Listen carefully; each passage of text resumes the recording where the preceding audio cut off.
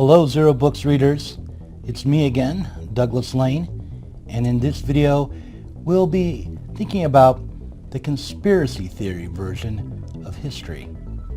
We'll do this by examining Jeffrey Epstein, along with taking some excerpts from the book Disordered Minds by Ian Hughes and Capitalist Realism. But we won't forget to rethink critical theory. So we'll also include some frightening ideas from Max Horkheimer as well. Enjoy, if you can.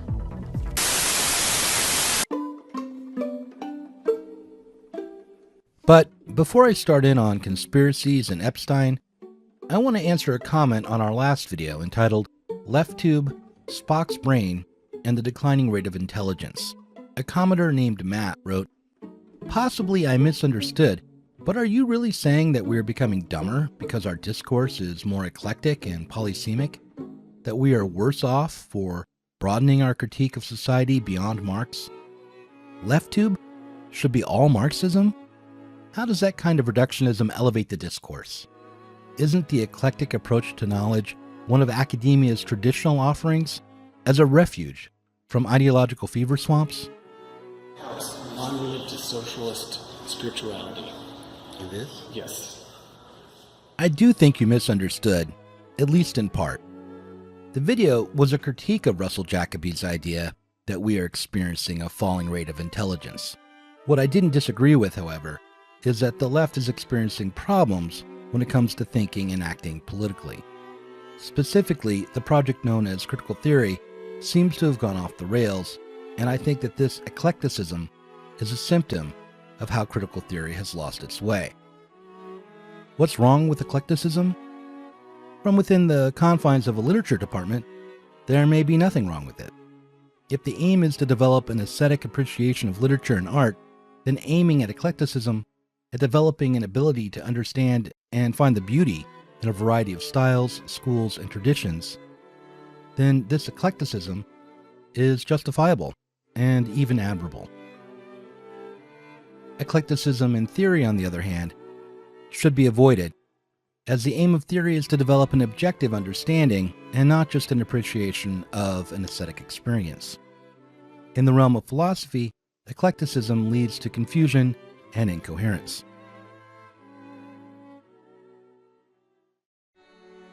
I side with Kant here, who in his critique of practical reason wrote, quote, "Consistency is the highest obligation of any philosopher, and yet the one most rarely found.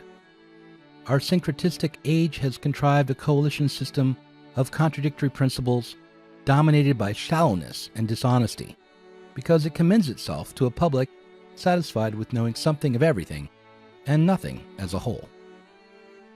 Whether we believe we are worse off for broadening our understanding of society beyond Marx should hinge on our assessment of Marx's critiques, on whether or not we find his theory of society to be convincing.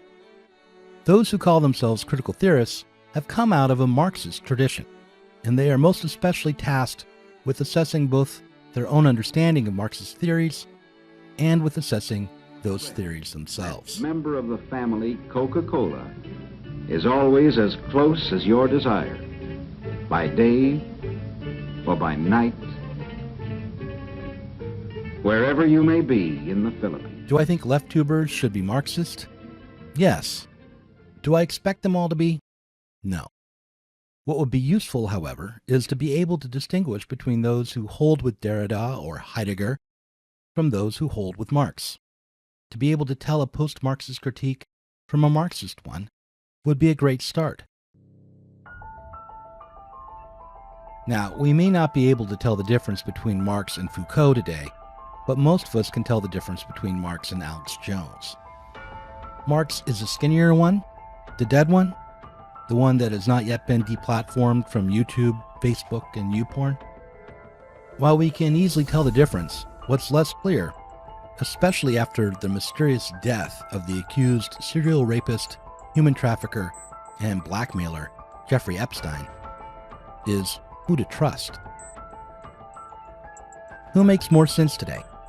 A 19th century radical who insisted that the problems in our society were the products of what seemed to be the best aspects of our society, who claimed that our misery was a necessary result of relying on maximizing value based on human labor time, or a 21st century madman who claimed that our misery is a result of a clandestine group of multi-generational elites hell-bent on a conspiracy to rape babies and to develop a machine to replace humanity. Unfortunately, the headlines appear to support Alex Jones. For instance, according to the New York Times, Epstein was fascinated with, quote, the science of improving the human population through technologies like genetic engineering and artificial intelligence, end quote. At the risk of becoming an eclectic myself, I think it might be worthwhile to turn to a Zizekian-style critique of ideology at this point. We should understand that this supposed redemption of Alex Jones in the New York Times does not indicate that the bare fact of Epstein's Lolita Express, his collection of blackmail material, and his involvement with some of the world's most powerful men, including Donald Trump and Bill Clinton, can best be interpreted through the lens of a conspiracy theory version of history. The way in which the headlines appear to confirm our paranoia is instead itself a sign that we are, as Zizek would put it, eating from the trash can of ideology.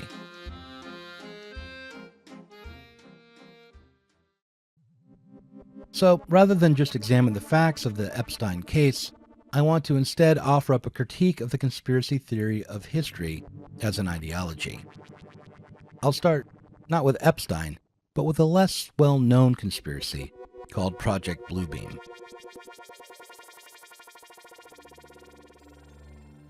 What is Project Bluebeam?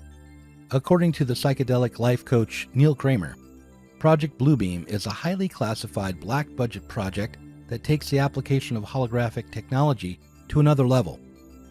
It's an integrated array of satellite-mounted lasers and ground installations that will be used to simulate large-scale religious manifestations and a hostile alien presence.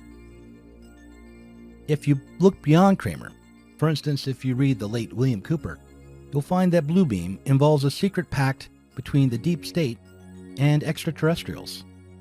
For a long time, the real government has been allowing the visitors to abduct humans in exchange for alien technology.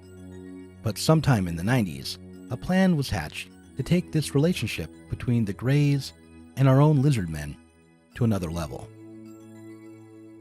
The plan? Sometime after 2010, really any day now, the government will stage a UFO landing on the White House lawn. This will brainwash the public so that we all believe that aliens are real. Cooper thought that the government would use alien technology, holographic generators, in order to pull off the fake UFO stunt, and that the aliens themselves were providing the tech and giving the orders. The big secret was that the fake UFO landing would, in fact, be orchestrated by real aliens. If we stop to consider the story, it will quickly take on its contradiction. The possibility that Bluebeam could be true in any conventional or empirical sense dissolves immediately, but we are left with a certain feeling, or as Deleuze might say, an affect.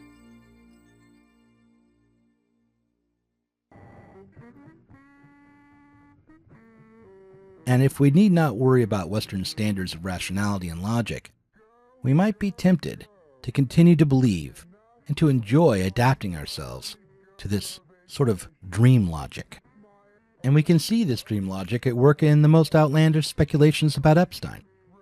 If we allow ourselves to start down the rabbit hole, if we listen to QAnon, the anonymous conspiracy theorist who emerged on 4chan back in 2017, what's really going on is that a group of satanic child sex traffickers has been in charge of the government, the real government, since JFK was assassinated. These Satan-worshipping pedophiles rule the world, control everything, and Epstein was their asset. But if that's true, then that means that this Soros-directed cabal has been collecting blackmail material on itself. QAnon supporters have to posit both that the institutions of liberal bourgeois democracy are only facades, That is, the courts are corrupt, the banks are tools of manipulation, our representatives in government are ghouls with Sadian proclivities. And also that the forces for liberal democratic rights are true and active enough to provide both the moral standards by which we judge the conspiracy and to provide a real threat of punishment. By this telling, Obama, Clinton, and Soros are in control of everything, but they are also mere termites, quietly working at undermining the power structures of an otherwise sound and just society. The job of the critical theorist in the face of this self-contradictory and yet unfalsifiable theory is, I think, not only to point out how this conspiracy theory version of reality is incoherent and inconsistent, but to offer up a counter-theory, one that might make more sense. When faced with the question of why so many of our representatives were involved with Epstein, we might look for a structural explanation rather than merely rely on this cabal of willfully evil conspirators. My name is Ian Hughes, and I'm the author of Disordered Minds, How Dangerous Personalities Are Destroying Democracy, which is published by Zero Books. I'm speaking to you here from Northern Ireland, near the border between Northern Ireland and the Republic of Ireland. And when I was small, what we call the Troubles here broke out. There's troubles between the Catholic community here in Northern Ireland and the Protestant community, and almost 4,000 people were killed over 30 years of those troubles. My experience in growing up as a boy here convinced me that we're not all the same when it comes to our propensity for violence. During that time, it was obvious to me that some people embraced violence with relish, whereas others were horrified by it. So that was the origin of the book, this idea and this experience that we aren't all the same when it comes to violence. During mid-career, I retrained as a psychoanalyst in psychoanalytic psychotherapy, and I came across the idea of personality disorders. And in the book I talk about what I call 3 dangerous personality disorders, namely psychopaths, people with narcissistic personality disorder, and people with paranoid personality disorder. And the idea is that people with these 3 disorders, that make up about 5% of the population in every society, have an inordinate influence on the rest of us. Part of the reason for that inordinate influence is because their psychology is such that they are attracted to power, and they are also attractive to the rest of us under certain circumstances, which means they often do get into power. While Ian Hughes' explanation of personality disorders and the effect of people with personality disorders on society is sound, for instance, it makes sense that sociopaths should seek power, what is left unexplained is why it is that in nominal democracies, power can be hoarded and abused like this. And this is where critical theory, and our attempt to rethink critical theory, might be of some use. We can take up Max Horkheimer, who in his essay, The Sociology of Class Relations, argued that the character of liberal capitalist society changed in the 20th century. We had moved from a system based on competition between elite cliques to a system based on what Horkheimer called rackets. While bourgeois society seemed to be on the verge of creating true equality through universal human rights and cooperation, instead, its liberalism turned around on itself as monopolies formed during the Industrial Revolution. Reading Horkheimer described the effects of the Industrial Revolution and the formation of monopolies on the thinking of both the capitalist class and the proletariat, I can't help but think about Trump. Horkheimer wrote, "Desperately, they repeat the commands which were knocked into their systems when they once tried to open their eyes. There's only one way of living, and that is the actual one, the one of hard-boiled smartness. All that seems to be opposed to it are idle slogans, lies, metaphysics. He who is unable to adapt himself to this state of affairs, whether it is me or any other man, is badly adjusted, stupid, and rightly doomed. The members have become like the leaders, and the leaders like the members, and in their common positivistic attitude, fostered by modern economic conditions, labor constitutes a new force in social life." According to Horkheimer, the old bourgeois society maintained some sort of collectivity precisely through competition, that is, by working as competing cliques and by concerning themselves with the struggle between themselves rather than with the needs of the workers, the old capitalists never managed to fully cooperate in their own self-interests, at least not in their own self-interests alone. The competition balanced power out and left the workers free to think and to organize for their own emancipation. Today, in a society dominated by monopolies and corporations, the managers and leaders scientifically analyze the needs of the workers and provide for those needs, but only in order to dominate them. The ideas of the ruling class truly are the ruling ideas. The workers no longer struggle as individuals for their collective emancipation, but instead are trained that there is but one way of life open to them. They struggle only for their place in the hierarchy. They have, to put it in contemporary terms, all become lobsters. While in the earlier epoch, the elite's struggle for power and control over production had the advantage of increasing the production of useful things and expanding the surplus of value. In a world dominated by monopoly powers, nobody cares for production or the satisfaction of needs beyond the need for control. And the elites only serve themselves. They serve themselves as capitalists, only without creating any accidental good effect. This is capitalism with a visible rather than an invisible hand. One more round on Horkheimer here. A little-known contrarian Marxist named Chris Cutrone once wrote that Horkheimer's essay was a description of the historical devolution of the working class after the failure of the Soviet Union. Cutrone wrote that without socialist politics, the pre-capitalist past reasserts itself in the form of rackets. For those familiar with capitalist realism, it is difficult not to hear the echo of Mark Fisher here. Without a will towards the future, that is, a will for the expanded power of humanity as a whole, there can be no left project, but instead only a collection of symptoms and breaks and vampires and various castles. So why did Epstein get murdered? Because our society is run as a racket, or as a collection of rackets. Why are sociopaths in power? Because the formation of monopolies turns us all into sociopaths. Because in a post-liberal world, a world without socialistic political projects, all that there can be is a slow decline of humanity into perversion and barbarism. However, this is an attempt to rethink critical theory and not merely to repeat it.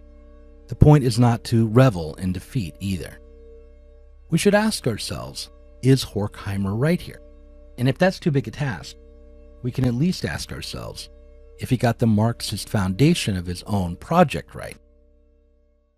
Unfortunately, because of the monopoly power of Google and the grueling schedule that the algorithm demands, I'm not going to be able to really dive into the Marxist categories that I hoped to examine in this video. Instead, I'll have to put that off until September. If I did take a look at those theories, if I pressed on, the video would be too long and I wouldn't hit the schedule. I wouldn't get that out in time. So look forward to another video on critical theory and Marxist categories in September. And in the meantime, please like, subscribe, press the bell, upvote, comment, share, tweet, post on Facebook, use your Instagram, use your webcam, turn it on, leave it on all day.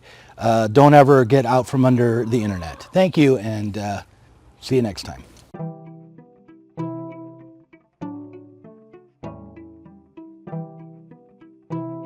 If you enjoyed this conversation, please do consider supporting us on Patreon.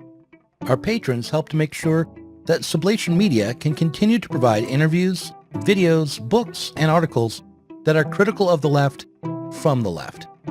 If you are tired of remaining stuck within bourgeois ideologies and politics, help us sublate them both.